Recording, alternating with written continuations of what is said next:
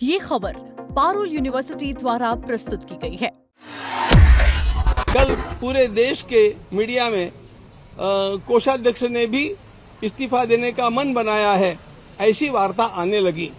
इसके कारण अनेक लोग आहत भी हुए, मुझे मैसेज और फोन भी आने लगे। ये वार्ता निराधार है। किसी प्रकार से भी इस्तीफा देने का, त्यागपत्र देने का विचार भी मैंने अपने मन में लाया नहीं है, न उसकी मैं आवश्यकता अनुभव भी करता। क्या कारण रहे इस तरह की जो भूल हुई भगवान श्री राम के मंदिर में? पूरी श्रद्धा और आस्था का विषय है पूरे हिंदू समाज का। अपने श्रद्धा के लिए लोगों ने अनेक परिश्रम दिए, जान दी, तन मन धन से वो भगवान श्री राम के मंदिर के लिए लड़ रहे थे। ऐसे में ही इस तरह की चोरी होना, ये इसको किस तरह से देखते हैं आप? किस पाप को आप बोलेंगे कि ये हुआ है? इस बात का उल्लेख हमने आरंभ से किया है। दिनांक 6 की बैठक में हम लोगों ने तो इस प्रकार से सबसे मिलकर के कहा है कि जो कुछ हुआ है वह हमें अत्यंत दुखी कर रहा है। हम आहत हैं, हम लज्जित हैं। ऐसा होना नहीं चाहिए था, ऐसा कभी होगा ऐसा हमने सोचा भी नहीं था, और इसलिए हमारे अंतःकरण की वेदना अपार है। आपको नहीं लगता स्वामी जी कि ये राम भक्तों की आस्था पे जो कुछ भी हुआ एक बड़ी चोट है और इसको वापस से रिवाइव करना काफी मुश्किल है? निश्चित रूप से ये राम भक्तों की आस्था पर चोट है, और श्रद्धा के ऊपर यह किया गया एक षड्यंत्र है, और इसको दूर करने में समय लगेगा, ये बात निश्चित है। लेकिन वो दूर हम करेंगे। कैसे करेंगे? ये हमारा दायित्व है। कैसे करेंगे वो? उसके लिए जो व्यवस्थाएं हैं, इन व्यवस्थाओं को पहले बदलना पड़ेगा, उनमें सुधार लाना पड़ेगा। मैं उस दिन से इन सब बातों में लगा हूं, और वहां पर ये सब जो घटना घटी, इसके लिए वहां पर जो ढिलाई थी, शिथिलता आ गई थी, उस शिथिलता को दूर करना आवश्यक था। शिथिलता में क्या क्या था ये बतलाता हूं। सबसे पहली बात तो ये थी कि जहां पर भी इस प्रकार का चढ़ावे की गिनती करने का काम होता है, वहां ऐसा काम करने वालों का एक ड्रेस कोड होता है। उन लोगों को एक विशिष्ट वेश परिधान करना होता है, जिनमें जेब नहीं होती है, और जाते आते समय उनकी जांच होनी चाहिए, जिसको फिस्किंग बोलते हैं, वो होना चाहिए। वो नहीं होता था, कभी कभी होता था, वह हमने अब रोज कंपल्सरी कर दिया है। ड्रेस बदल गए, उनका फिस्किंग आरंभ हो गया, जाते आते दोनों समय हो गया। तीसरी एक महत्वपूर्ण बात थी, मैंने ये देखा कि ये गिनती जो होती थी टेबल के ऊपर होती थी, और टेबल के ऊपर नोटों को रख करके यदि कोई कुर्सी पर बैठा है तो एक आध बंडल निकाल करके अपने जेब में डाल लेना, ये स्वाभाविक और उसके लिए सहज हो जाता है। इसलिए इस बात को हम लोगों ने बंद कर दिया तुरंत, और दरी पर बैठ करके, नीचे बैठ करके ये सारा काउंटिंग होता है। एक बात और भी थी, हम लोग इसमें ज्यादा आश्वस्त इसलिए भी हो गए थे कि यह एसबीआई के अंतर्गत दिया हुआ काम था, और स्टेट बैंक ऑफ इंडिया ये गवर्नमेंट ऑफ इंडिया का प्रोजेक्ट है, और शासकीय होने के कारण जिम्मेदार संस्थान है। अब देखो, वहां पर गिनती करने वाले जो लोग हैं, उनमें से जो लोग आज जेल में हैं, वे भी और बाकी भी सभी जो एम्प्लॉयज है वो एसबीआई के हैं, वे ट्रस्ट के एम्प्लॉयज नहीं हैं।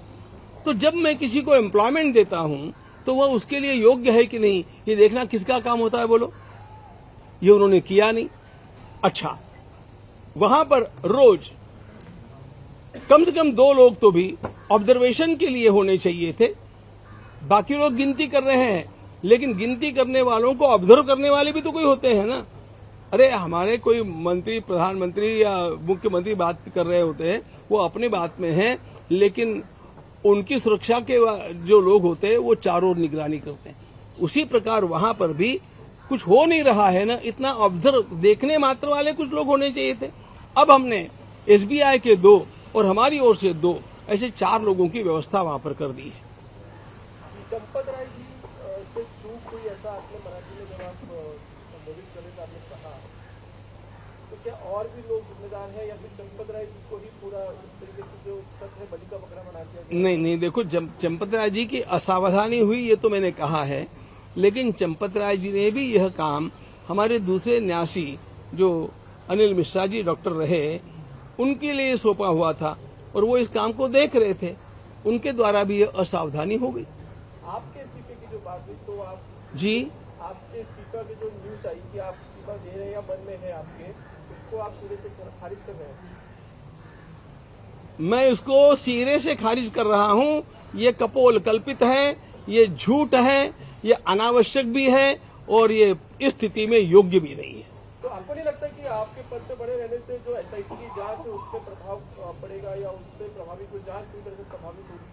सत्य की खोज के लिए जो कोई जांच जहां भी कर रहा होगा, मैंने आज तक किसी भी स्थान पर उनको प्रभावित करने का प्रयास नहीं किया।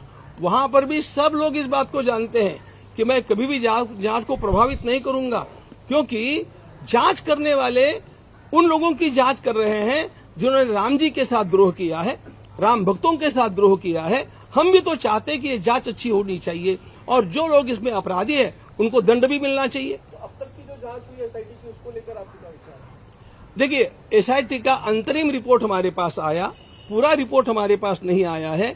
अंतरिम रिपोर्ट जो आया है उसको हमने ठीक से देखा है और हमें ऐसा लगता है कि उनकी जांच सही दिशा में चली है। अगर एसआईटी में आपका नाम आता है हाँ। दोषी करके, तो क्या आप नैतिकता के आधार पे आप इस्तीफा देंगे? मैं एसआईटी से पूछूंगा कि ये क्यों किया है, इस्तीफा काय को दूंगा। ये एसआईटी न्यायालय नहीं होता है, एसआईटी जांच कमेटी होती है, ये न्यायालय में बोलने के विषय होते हैं। आप प्रायश्चित करेंगे, क्या प्रायश्चित करेंगे? हाँ, देखो, सबसे पहला किसी भी भूल का प्रायश्चित ये होता है कि जो भूल हो गई वो कभी दोहरानी नहीं चाहिए। तो किसी भी प्रकार इस प्रकार की चढ़ावे की चोरी अथवा किसी भी प्रकार का अपहार वहां पर नहीं होगा, इसके लिए कड़ी व्यवस्था करना यह हमारा सबसे पहला आवश्यक कदम है और हमने उसको उठाना आरंभ भी किया है। क्या क्या किया है मैंने आपको बतलाया। दूसरी बात, व्यक्तिगत रूप से मुझे कुछ प्रायश्चित करना चाहिए, वो मैं रोज अपनी पूजा में कर रहा हूं, रोज उसके लिए विशिष्ट जप और स्तोत्र पाठ आदि मैं कर रहा हूं। तीसरी बात, जिस स्थान में ये कुछ हुआ वहां आपके भगवान का यह अपराध है और इसलिए वहां के पापक क्षालन के लिए और हमारे इस दोष के पाप के परिमार्जन के लिए हम लोगों ने वहां पर अनुष्ठान आरंभ किए हैं, जिसके लिए लगभग आप समझेंगे 70 पंडितों की व्यवस्था की है। ये वहां पर बैठ करके और कुछ मंदिर परिसर में और कुछ बाहर ऐसे बैठ करके उसका अनुष्ठान अब 10 दिनों तक चालू रखेंगे। चढ़ावे की रकम जो है तो बड़े आंकड़े सामने आ रही है, लेकिन आपको क्या लगता है कितनी चढ़ावे की रकम जो है चोरी? ऐसा है, बोलने वाले के भी जिह्वा में कोई हड्डी तो होती नहीं है, कितनी भी बड़ी बड़ी बकवास कोई भी कर सकता है, लेकिन ये सारे आंकड़े झूठ हैं। जहां तक मेरा आकलन है ये गलत भी हो सकता है क्योंकि एसआईटी का अभी रिपोर्ट आना है, लेकिन जहां तक मेरा आकलन मैं आप लोगों से बतला सकता हूं वो 3 करोड़ के आसपास होना चाहिए, ऐसा मुझे लगता है। स्वामी जी, इस पूरे मामले में जब से ये मामला पूरा सामने, इस पर राजनीति भी खूब हो रही है, विपक्ष हो, कांग्रेस हो या फिर और पार्टियां हो जो उत्तर प्रदेश में समाजवादी पार्टियां काफी कुछ बयानबाजी आरोप प्रत्यारोप कर रहे हैं, उसको लेकर न्यास क्या सोचता है आप? हमारे देश का दुर्दैव ये है कि बात चाहे मंदिर की हो, चाहे खेल की हो, चाहे और किसी भी क्षेत्र की हो, उसको राजनीति में घसीट लिया जाता है और उसको राजनीतिक रंग दे दिया जाता है। अब ये तो मामला ऐसा है कि इसका राजनीतिक लाभ उठाने के लिए लोग चारों ओर से प्रयास करेंगे, अपने अपने पिल्लों को छोड़ेंगे, उनके द्वारा कुछ बुलवाएंगे, एक इकोसिस्टम तैयार करेंगे और जनमानस को प्रभावित करने का प्रयास अवश्य करेंगे। वही चल रहा है, ऐसा मेरा स्वयं का आकलन। आप आज महाराष्ट्र में हैं, महाराष्ट्र में भी उद्धव ठाकरे ने एक राम रक्षा नाम का बड़ा आंदोलन छेड़ा हुआ है। पूरे महाराष्ट्र राज्य में अलग अलग जगहों पर जाएंगे, उनको क्या आप सलाह देंगे या उन्हें क्या सीखेंगे? सुनो, मैं भगवान की कृपा मानता हूं कि उनको राम रक्षा ये शब्द तो भी याद आया। मैं इतना ही परामर्श दूंगा कि भैया राम रक्षा एक बार कंठस्थ कर लो, शुद्ध बोल करके दिखाओ, और बाद में निश्चित रूप से इस प्रकार का कोई भी आंदोलन करना है तो करो। हम भी आप आकर के आपको शुभकामना देंगे।